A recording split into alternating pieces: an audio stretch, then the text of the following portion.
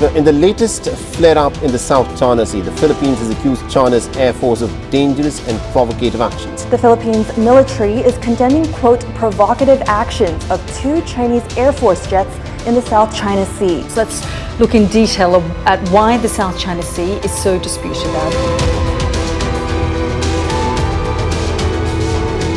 In a marked escalation of tensions in the South China Sea, the Philippines has sharply rebuked China for what it terms dangerous and provocative actions by the Chinese Air Force. This latest incident involves an encounter between aircraft from both nations over the contested Scarborough Shoal, a site that has become emblematic of the deepening territorial dispute.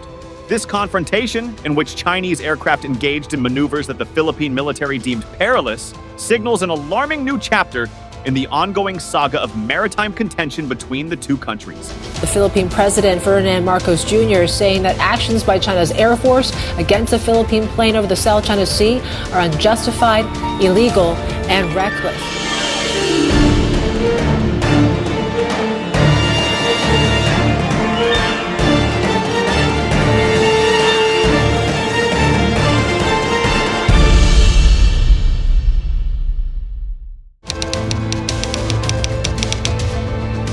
On a routine patrol over Scarborough Shoal on a Thursday morning, a Philippine Air Force PAF NC-221I light transport plane found itself confronted by 2 Chinese Air Force PLAAF aircraft. The Chinese planes executed what has been described as a dangerous maneuver, deploying flares directly in the flight path of the Philippine aircraft. Such an action not only endangered the lives of the Filipino crew, but also disrupted lawful flight operations within what the Philippines considers its sovereign airspace. The PAF aircraft, fortunately, returned safely to Clark Air Base, with no injuries reported among its crew. However, the implications of this encounter resonate far beyond the immediate threat to those on board.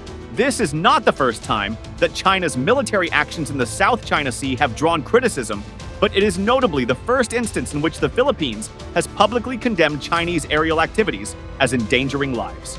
Pabayaan ito kahit nasabihin ng publiko, diplomatic protest or whatnot. We cannot not do it kung hindi nag-aakies tayo. The Philippine Armed Forces Chief Romeo Bronner wasted no time in issuing a strong condemnation, arguing that the Chinese actions violated international aviation safety laws. Bronner's statement underscored the seriousness with which the Philippine military views this latest provocation and highlighted the broader implications for regional security. At the heart of this latest conflict lies Scarborough Shoal, a triangular coral reef formation located approximately 124 nautical miles off the coast of Masinloc, in the Philippine province of Zambales. Known locally as Bajo de Masinloc, the shoal is part of the Philippines' 200 nautical mile exclusive economic zone as defined by the United Nations Convention on the Law of the Sea. UNCLOS. The waters surrounding the shoal are rich in marine resources, making it a prized area for fishing and other economic activities. However, its strategic significance goes beyond natural resources. Control over Scarborough Shoal offers a foothold in one of the world's most contested and strategically important maritime regions. China, however, disputes the Philippines' sovereignty over Scarborough Shoal, claiming it as part of the Zhongsha Islands, which it refers to as Huangyan Dao. This latest incident with the Philippine aircraft is but one example of how China seeks to enforce its claims, often in ways that bring it into direct confrontation with other nations. The Scarborough Shoal has been a focal point of Sino-Philippine tensions for more than a decade. In 2012, a standoff between Chinese and Philippine naval forces resulted in China taking de facto control of the shoal, which it has maintained ever since through regular patrols and the construction of infrastructure. For the Philippines, the loss of control over Scarborough Shoal was a significant blow to its territorial integrity and a stark demonstration of China's growing military might. As for the recent aerial encounter, it is not an isolated event, but rather part of a broader pattern of aggressive Chinese actions in the South China Sea. In fact, it adds to a series of incidents that have increasingly strained relations between Manila and Beijing. Just in recent months, the Philippines has experienced several other confrontations that illustrate China's willingness to use force and intimidation to assert its maritime claims. The situation at Second Thomas Shoal has been particularly tense, with China frequently attempting to obstruct Philippine efforts to supply a grounded warship that serves as an outpost on the shoal.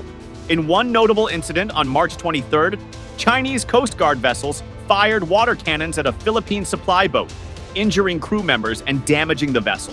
This pattern of behavior has prompted strong reactions from the Philippine government, which has accused China of dangerous and reckless behavior that undermines regional peace and stability. Since the threat has grown, we must do more to defend our territory. Moreover, the United States, a key ally of the Philippines, has consistently condemned China's actions. Following the June 17th collision, the U.S. Embassy in Manila issued a statement criticizing China's aggressive, dangerous maneuvers and reaffirming its commitment to defending the Philippines under the Mutual Defense Treaty. Yeah, these are troubling reports because it appears as if, and just from initial operational reports that we've gotten, that at least one Philippine sailor was wounded.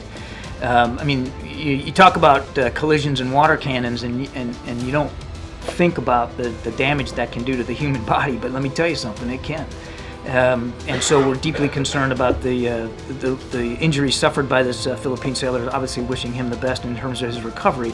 But more critically, to your question, this kind of behavior is provocative, it's reckless, it's unnecessary, and it could lead to misunderstandings and miscalculations that could lead to something much bigger and much more violent. The frequency of these incidents highlights a broader strategy by China to assert its claims through a combination of military posturing, legal obfuscation, and outright coercion.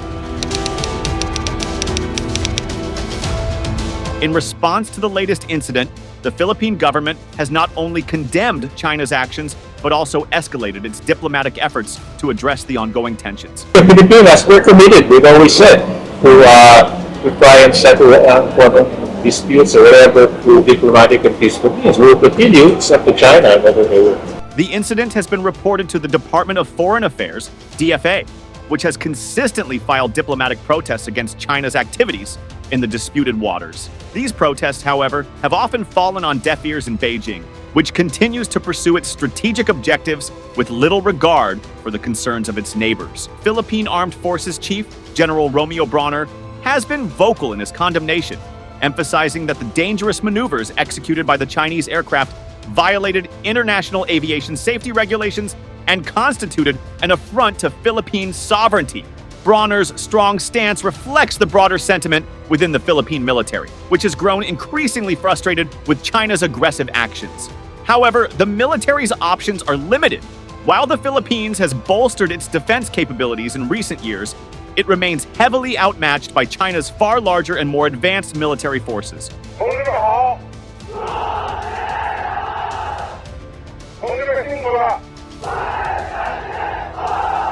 Diplomatically, the Philippines finds itself in a difficult position.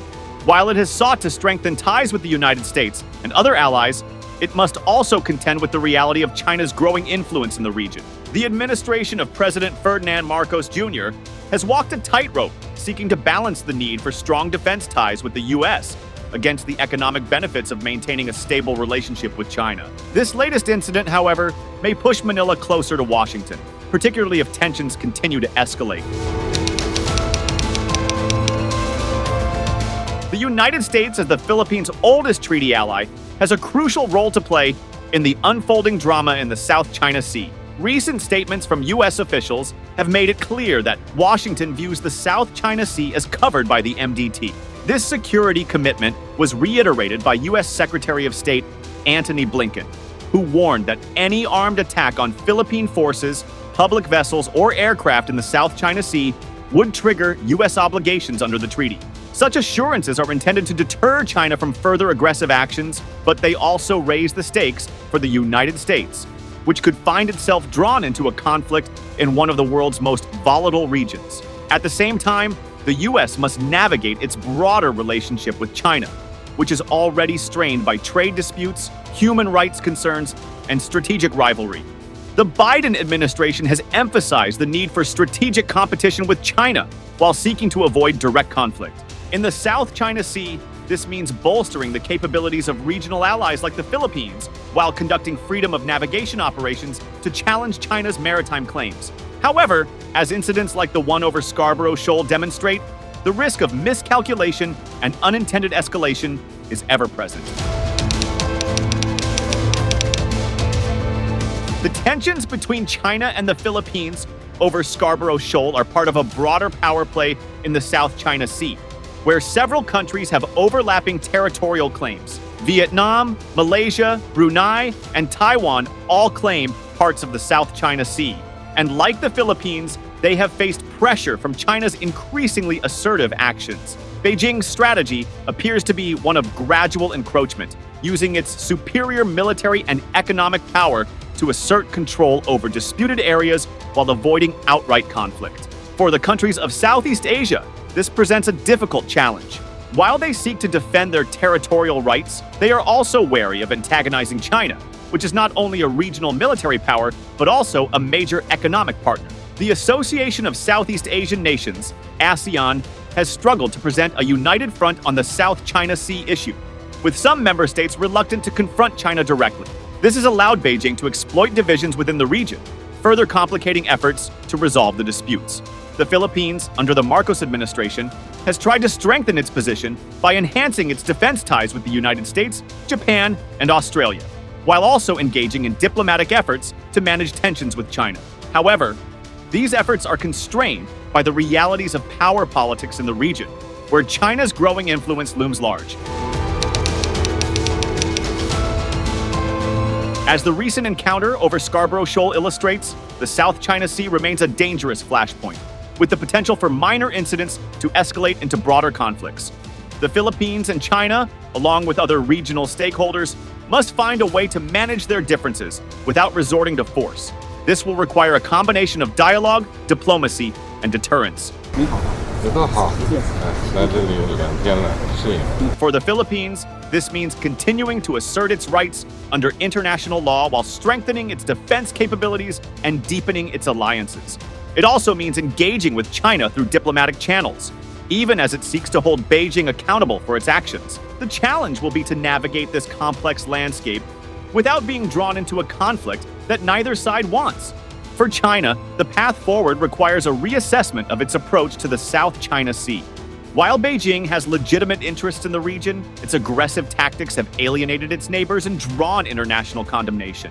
If China wishes to be seen as a responsible global power, it must find a way to resolve its disputes through peaceful means, respecting the rights of smaller nations and upholding international law. The United States and other external powers also have a role to play in maintaining stability in the South China Sea. By supporting the defense capabilities of regional allies and conducting freedom of navigation operations, they can help to deter Chinese aggression.